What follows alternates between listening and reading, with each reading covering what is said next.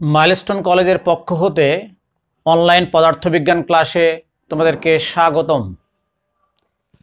আশা করি যে যেখানে আছো সুস্থ এবং ভালো আছো। আমি বিজন গোলদার, সহকারী অধ্যাপক, পদার্থবিজ্ঞান বিভাগ, মাইলস্টোন কলেজ। চলো আজ আমরা আমাদের পড়ায় ফিরে যাই। আমাদের পদার্থবিজ্ঞান দ্বিতীয় পত্রের চতুর্থতম অধ্যায় অর্থাৎ তড়িৎ প্রবাহের চৌম্বকীয় ও চুম্বকত্ব, এই অধ্যায়ের একটা বিষয় নিয়ে আমি আলোচনা করব। আজকের বিষয় চৌম্বক ক্ষেত্রে স্থাপিত তড়িৎবাহী আয়তকার কুণ্ডলীর উপর টর্ক নির্ণয়। তাহলে আমাদেরকে প্রথমে জানতে হবে আসলে টর্ক কি।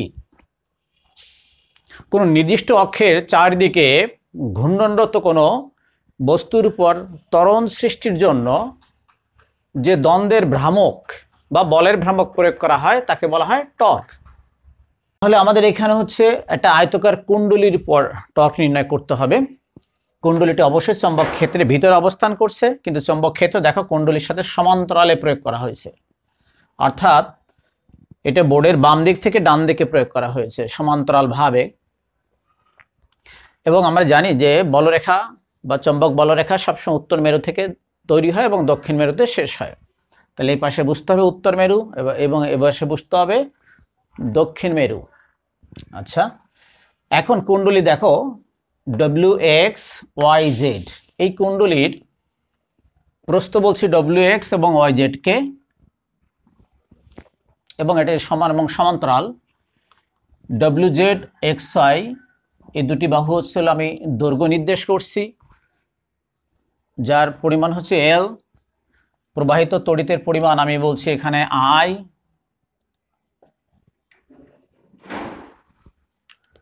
আর চৌম্বক ক্ষেত্র হচ্ছিল B।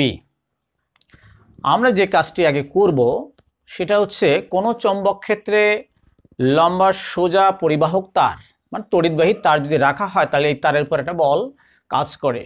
আমরা পূর্ববর্তী একটা লেকচারে দেখিয়েছি। আমরা ঠিক এই কাজটা আগে করব। প্রত্যেকটি বাহুকে আলাদা বিবেচনা করে, পৃথক পরিবাহক বিবেচনা করে সেই পরিবাহকের উপর সৃষ্ট বলের পরিমাণ আমরা বের করব। এই বলের বিশ্লেষণ থেকে আমরা বুঝতে পারবো যে এই কুণ্ডলীটি আসলে ঘুরছে কিনা বা টর্ক তৈরি হচ্ছে কিনা। চলো তার আগে একটা ভিডিও দেখে নেই আমরা। অ্যানিমেশনে তোমরা দেখতে পাচ্ছ চৌম্বক ক্ষেত্রের মধ্যে একটি তড়িৎবাহী কুণ্ডলী স্থাপন করলে কুণ্ডলীটি ঘুরতে থাকে, অর্থাৎ কুণ্ডলীর দুই বিপরীত বাহুতে সমমানের বিপরীতমুখী দুটি বল প্রয়োগের ফলে টর্কের সৃষ্টি হয়। পৃথকভাবে এই প্রত্যেকটি অংশের উপর আলাদা আলাদা বলের পরিমাণ আমরা আগে নির্ণয় করব, তারপরে সমগ্র আয়তকার যে আমাদের কুণ্ডলী আছে এর উপর আমরা বলটাকে বিশ্লেষণ করব। WX এবং YZ এই দুটি বাহু সমান এবং সমান্তরাল। তাহলে আগে এই দুটি বাহুর উপর আমরা বলের পরিমাণ দেখি। WX এর উপর প্রযুক্ত বল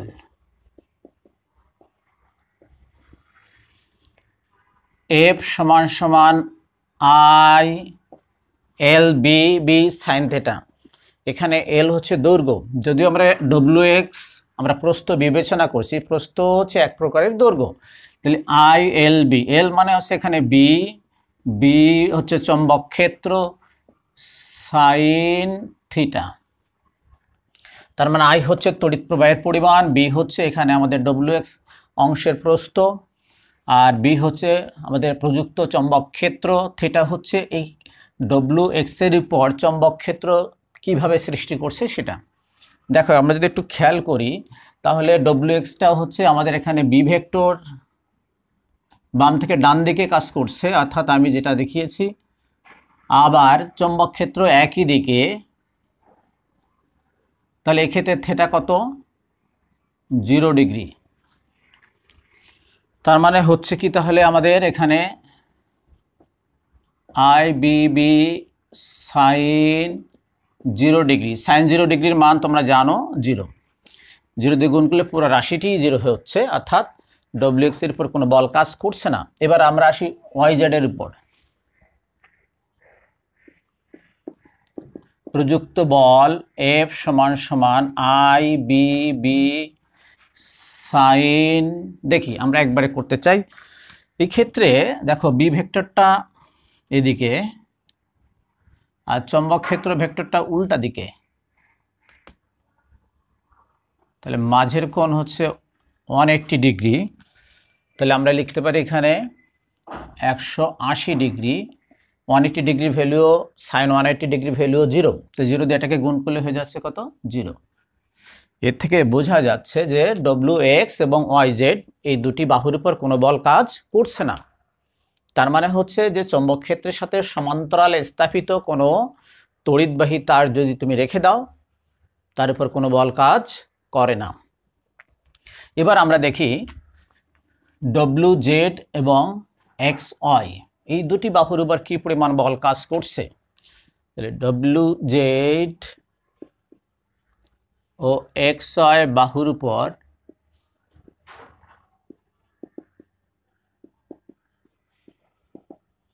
প্রযুক্ত বল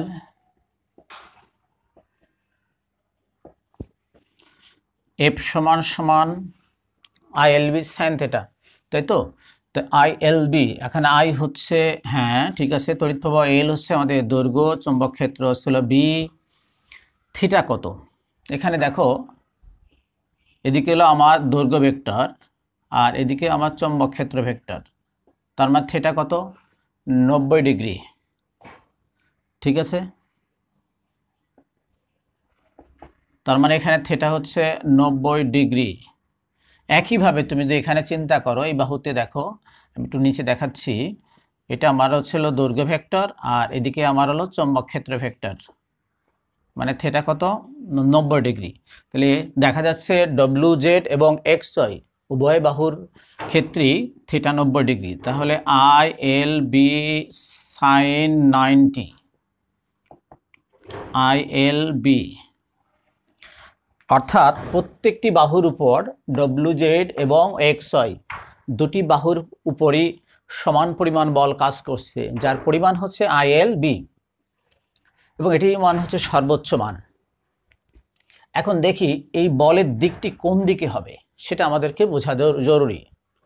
এটার জন্য আমাদের ফ্লেমিংয়ের বাম হস্ত নিয়ম তোমরা জানো, এর আগেও আমরা বলের দিক দেখিয়েছি, তারপরে আবার বলছি সূত্রটি।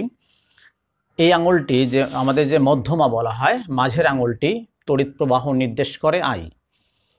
এই যে আমাদের প্রথম ফিঙ্গার যেটা, এই আঙুলটি নির্ধারণ করে হচ্ছে চৌম্বক ক্ষেত্র আর আমাদের বৃদ্ধাঙ্গুলটি হচ্ছে বল নির্দেশ করে। এটা ফ্লেমিংয়ের বাম হস্ত নিয়ম। সেই নিয়মটা যদি আমি এখানে ফলো করি তাহলে দেখা যাক কি হচ্ছে। তার মানে হচ্ছে যে বিষয়টা এইরকম, দেখো এটা বি চৌম্বক ক্ষেত্র, আমি আঙুলটা ঠিক বলছি, আই হচ্ছে তড়িৎ প্রবাহ অর্থাৎ জেড থেকে ডব্লিউ এর দিকে, হ্যাঁ, তাহলে আমার এফ কাজ করবে কি হচ্ছে এই বাহুর উপর এই তল বরাবর ভিতরের দিকে, অর্থাৎ তল বলতে আমি এখানে হোয়াইট বোর্ডকে বলছি, তল বরাবর ভিতরের দিকে প্রয়োগ হবে এবং সমকোণে বা লম্বভাবে, অর্থাৎ এটা 90 ডিগ্রি। আচ্ছা, তাহলে এই বাহুর উপর বল কাজ করতেছে ভিতরের দিকে। এই বাহুতে আমরা বলটা কোন দিকে কাজ করে একটু দেখে নিই। দেখো এই হচ্ছে আমাদের চৌম্বক ক্ষেত্র, এই আমাদের তড়িৎ প্রবাহ এই আঙুল নির্দেশ করছে, তাহলে বল কাজ করবে কোন দিকে এই বাহুর উপর উপরের দিকে। তাহলে বিষয়টা কি দাঁড়ালো যে ডব্লিউ জেড এর উপর বল কাজ করবে লম্ব বরাবর ভিতরের দিকে, এক্স ওয়াই এর উপর বল কাজ করবে লম্ব বরাবর বাইরের দিকে। ফলে ঘটনাটা কি হয় আমরা একটু দেখে নিতে পারি। যদি এরকম হয় যেটা একটা আয়তকার কুণ্ডলী, তাহলে এই বাহুতে বল কাজ করবে ভিতরের দিকে আর এই বাহুতে বল কাজ করবে বাইরের দিকে।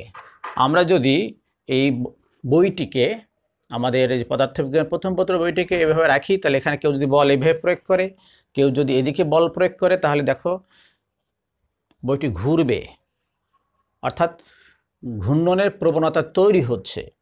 ঠিক এটিকে আমরা টর্ক বলছি, যে অর্থাৎ এই যে একটা আমাদের কুণ্ডলী, এই কুণ্ডলীটির বিপরীত দুই বাহুতে সমান এবং বিপরীতমুখী সমান্তরাল বল প্রয়োগের ফলে এই কুণ্ডলীটি ঘূর্ণনের সৃষ্টি হবে।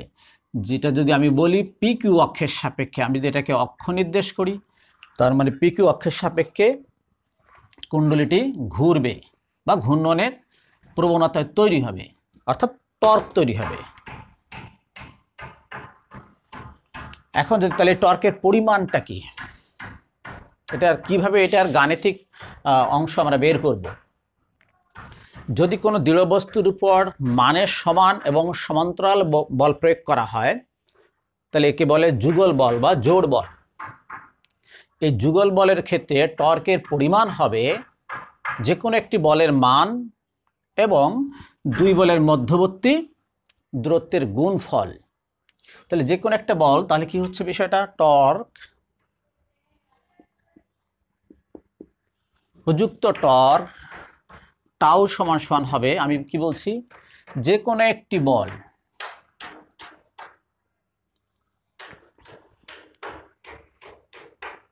তাহলে আমরা একটা কথা লিখি এখানে, দেখি এফ বল পরস্পর বিপরীত দিকে প্রয়োগ হয়, প্রয়োগের কারণে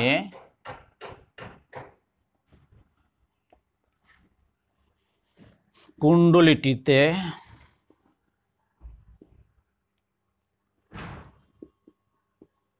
ঘূর্ণনের সৃষ্টি হবে, অর্থাৎ টর্কের সৃষ্টি হবে।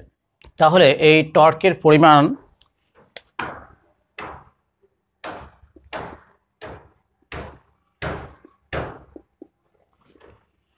আমরা কি বলছি, যে কোনো দৃঢ় বস্তুর উপর যদি সমান এবং সমান্তরাল দুটি বল বিপরীত দিকে ক্রিয়া করে তাহলে এই বস্তুটি ঘূর্ণনের প্রবণতা তৈরি হয়। এই যে সমান এবং সমান্তরাল দুটি বল প্রয়োগ করা হয় এদেরকে বলা হয় যুগল বল বা জোড় বল। এই যুগল বলের ক্ষেত্রে টর্কের পরিমাণ হবে যে কোনো একটি বল এবং এই দুই বলের মধ্যবর্তী দূরত্বের গুণফল।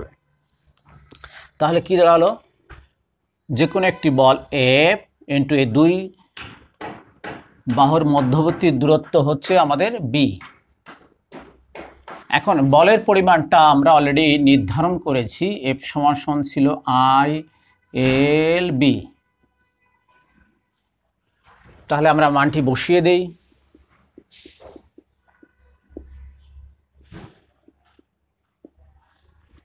আমরা এফ এর মানটি এখানে বসিয়ে দিলাম।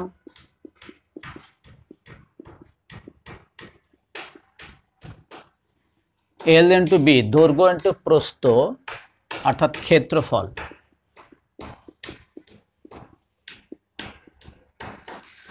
এই হচ্ছে আমাদের টর্কের পরিমাণ। কিন্তু আমি দেখো এখানে যদি আমি কুণ্ডলীর পাক সংখ্যা বাড়িয়ে দিই, একটি পাক না দিয়ে যদি আমি দুটি পাক দেই তাহলে এখানে এর ঘূর্ণন প্রবণতা দ্বিগুণ হয়ে যাবে। ঠিক একইভাবে যদি আমি একাধিক পাক দিই, মানে এন সংখ্যক পাক দিই, তাহলে এটা কি দাঁড়াবে, তাহলে এন পাকের ক্ষেত্রে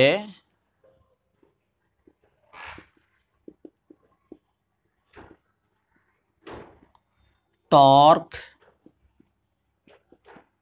টাউ সমান সমান হবে এন আই এ বি। এটি হচ্ছে আমাদের টর্কের আমাদের নির্ধারিত সমীকরণ যেটা। এখন এখানে দেখো এই যে অংশটুকু আছে এন আই এ, আমি যদি বলি এখানে আলাদা করে একটু লিখি এন আই এ,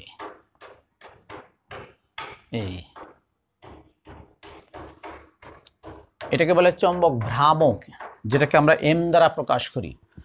এখানে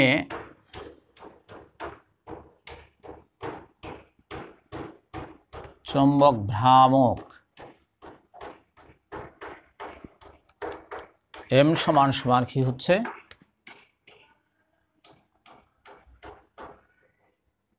এন আই এ।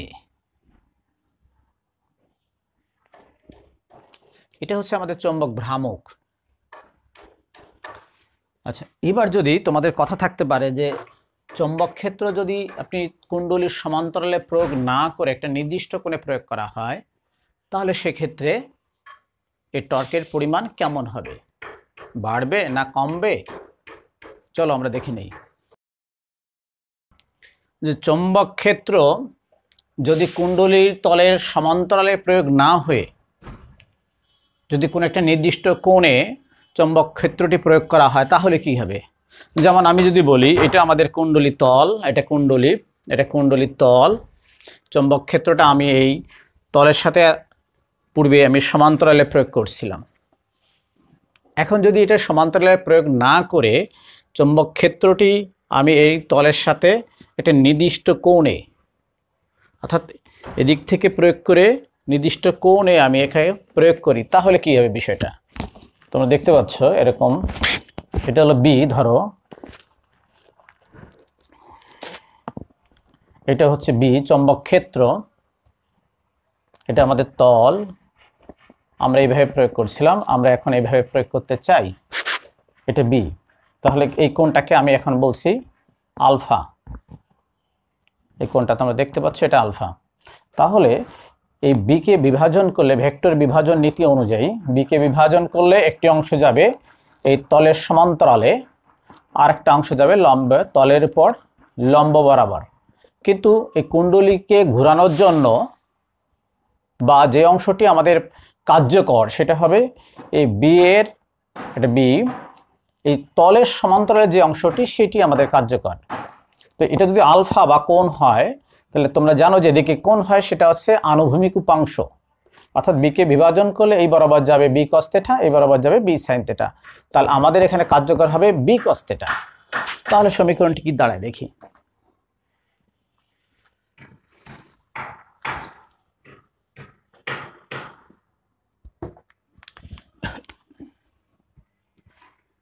ধরি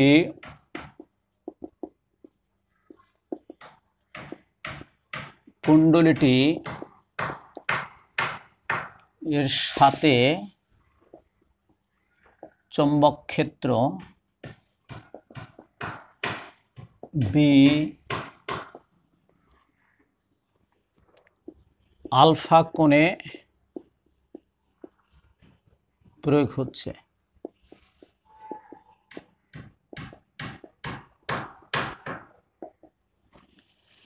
তাহলে আমরা বলেছি যে বি এর কোন অংশটি এই তলের সমান্তরালে কার্যকরী? কজ অংশ। তাহলে তোমরা বি এর পরিবর্তে জানো টর্ক টাউ সমান সমান ছিল এন আই এ বি। এখন বির সম্পূর্ণ অংশটি কিন্তু এখানে কার্যকরী নয়, শুধু B cos part, N I A B cos alpha. তাহলে সমীকরণটি হলো কি, টাউ সমান সমান N I A B cos alpha. চৌম্বক ক্ষেত্র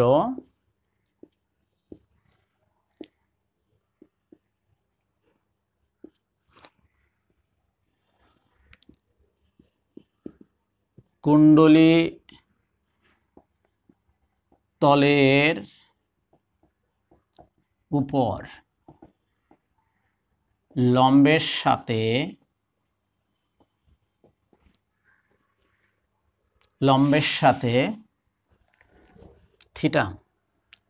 থিটা সমান সমান 90 ডিগ্রি মাইনাস আলফা কোণ উৎপন্ন করে।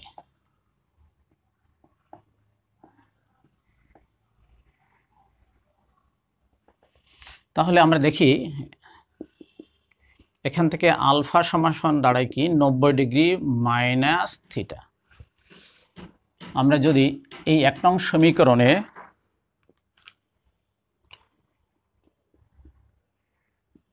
1 নঙে আলফা এর মান বসিয়ে দিই, বসিয়ে তাহলে কি হচ্ছে, N I A B cos 90 degree minus theta. তাহলে এটাকে কোয়াড্রেন্ট বা চতুর্ভাগ সিস্টেমে কত আসে, সাইন আসে।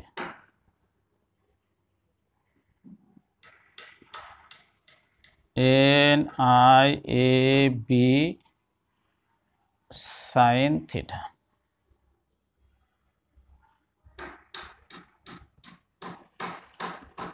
এই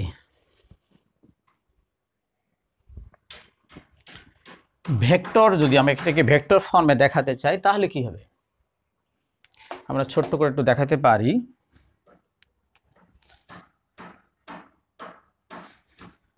এ বি সাইন থিটা, তোমরা জানো এ ক্রস বা A vector cross B vector, তাহলে এটা ভেক্টর রূপে, ভেক্টর রূপে, ভেক্টর রূপে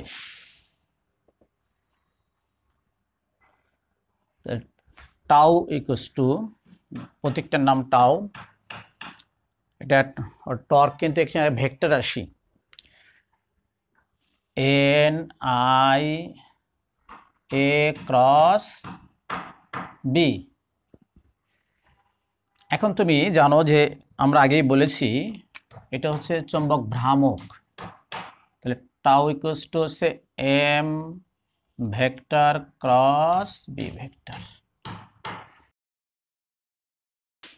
আমরা এর আগে টর্কের সমীকরণ অর্থাৎ টর্কের মান বের করার জন্য আমরা একটা সমীকরণ প্রতিপাদন করেছি, আমরা তার একটা ব্যবহার দেখব। সুতরাং আমরা একটা প্রয়োগমূলক অথবা এটা সৃজনশীল আমরা বলতে পারি, আমরা একটা গাণিতিক সমস্যা দেখি। একটি আয়তকার কুণ্ডলীর দৈর্ঘ্য 15 সেন্টিমিটার এবং প্রস্থ 10 সেন্টিমিটার, কুণ্ডলীর পাক সংখ্যা 500, কুণ্ডলীর তলকে 5 × 10⁻³ টেসলা চৌম্বক ক্ষেত্রের সমান্তরালে স্থাপন করে 5 অ্যাম্পিয়ার তড়িৎ প্রবাহ চালনা করা হলো। তাহলে আমরা যে শর্তের সাথে যাই, তার মানে আমাদের টর্ক হতে হলে কি কি হতে হবে, অবশ্যই এটা চৌম্বক ক্ষেত্রের ভিতরে অবস্থান করতে হবে, হ্যাঁ সেই চৌম্বক ক্ষেত্রের পরিমাণ আমাদের দেয়া আছে, প্রবাহ চালনা করতে হবে সেটাও আমাদের দেয়া আছে, তার মানে টর্ক হবে। তাহলে প্রথম প্রশ্নটা হচ্ছে কুণ্ডলীর উপর প্রযুক্ত টর্কের মান কত। তাহলে আমরা জানি যে চৌম্বক ক্ষেত্রের তলের সাথে যদি চৌম্বক সমান্তরালে অর্থাৎ কুণ্ডলীর তলের সাথে যদি চৌম্বক ক্ষেত্র সমান্তরালে প্রয়োগ করা হয় তাহলে টর্কের সমীকরণ হয় 1 নম্বর tau equals to N I A B. তাহলে এখানে আমাদের কি কি আছে একটু দেখে নেই। পাক সংখ্যা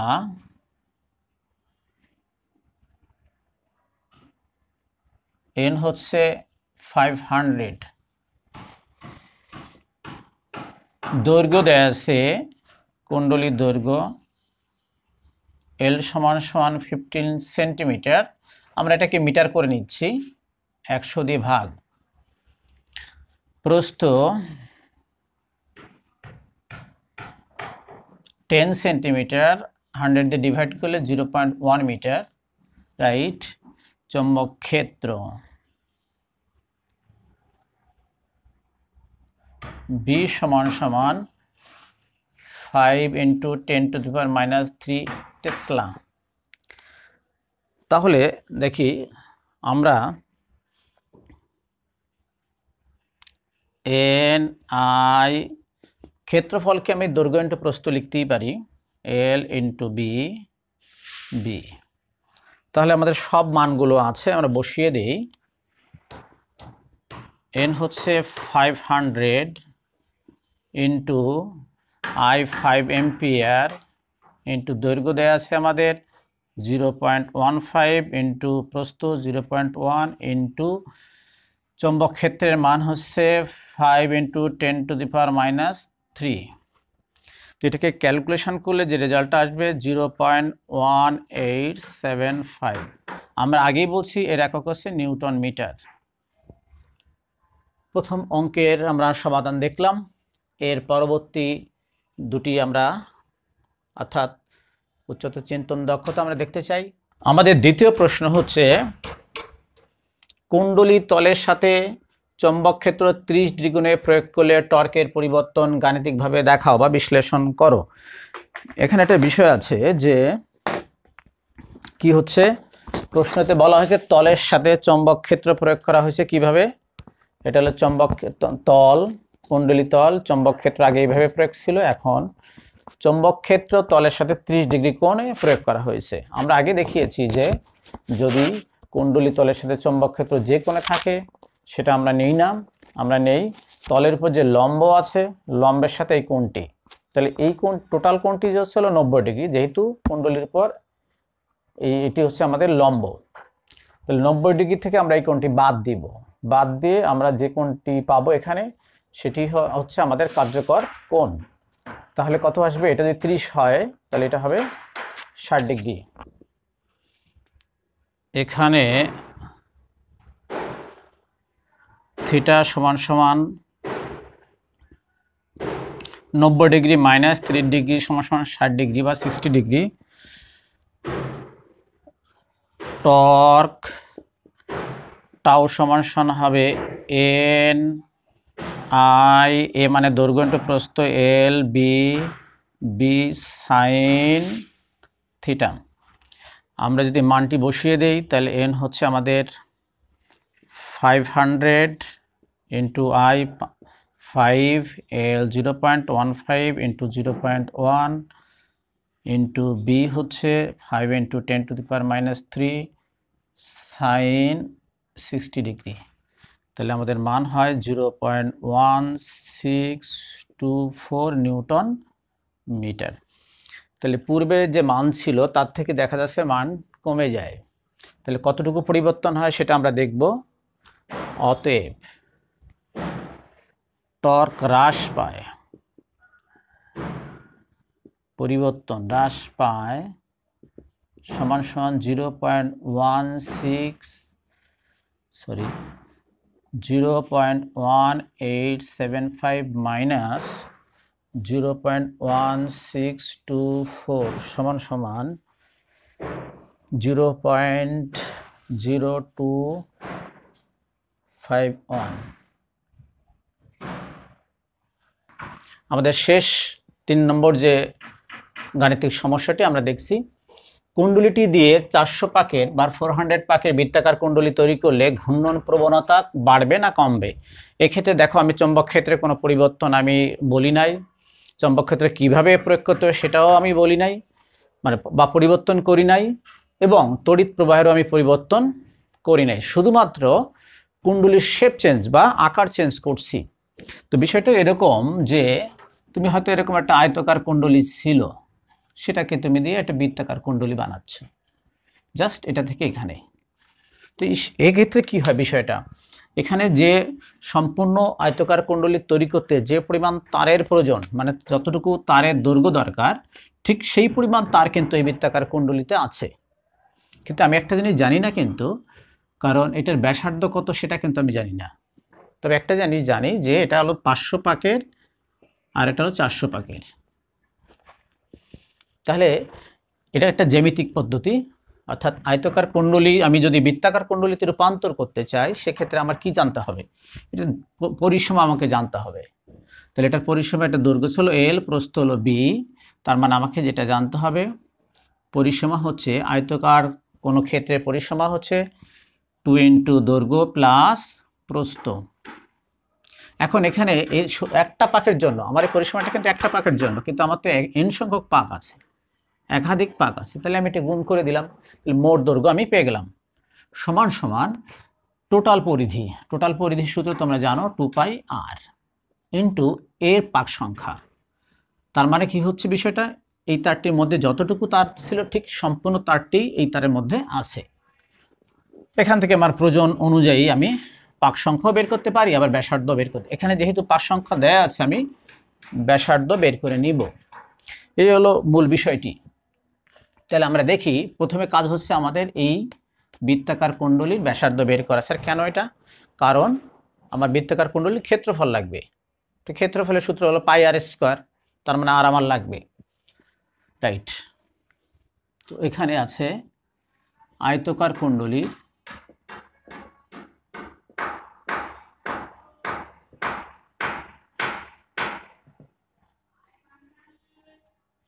পাক সংখ্যা, যে পাক সংখ্যা হচ্ছে 500, দৈর্ঘ্য দেয়া আছে 0.15 মিটার, প্রস্থ দেয়া আছে 0.10 মিটার বা 1 মিটার। আর বৃত্তাকার কুণ্ডলী যেটা আমাদের টার্গেট,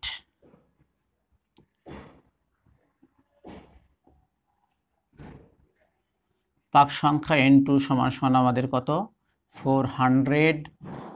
ব্যাসার্ধ আমি জানি না, ধরে নিচ্ছি, ধরি ব্যাসার্ধ আর। তাহলে আমাদের প্রথম টার্গেটটা হচ্ছে ব্যাসার্ধ বের করা। তাহলে আমরা জানি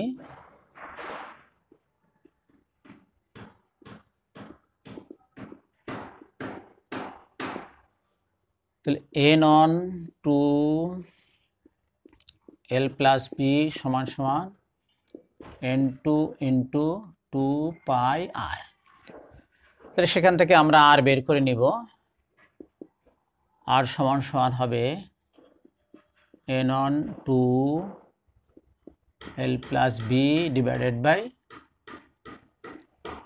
2 pi into n2। তাহলে এখান থেকে 2 ক্যান্সেল,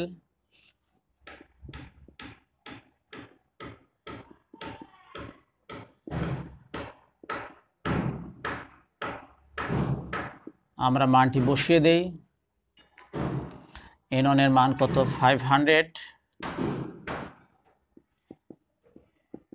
0.10 into 400, 3.1416। তাহলে ব্যাসার্ধ হলো 0.099 মিটার।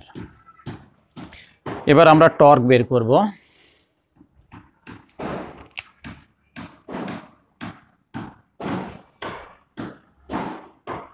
তাহলে টর্ক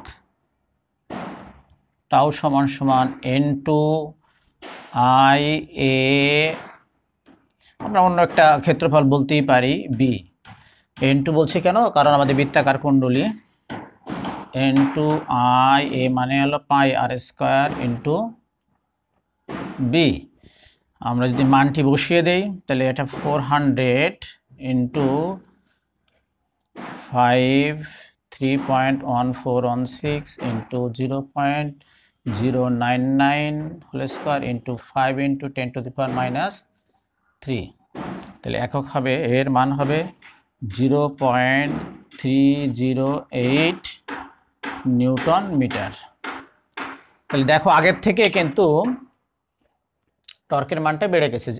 প্রথমে ছিল 0.1875 নিউটন মিটার, এখন হচ্ছে 0.308 নিউটন মিটার। টর্ক বেশি মানে অবশ্যই ঘূর্ণন প্রবণতা বেশি। সবাইকে ধন্যবাদ, ভালো থাকো, সুস্থ থাকো।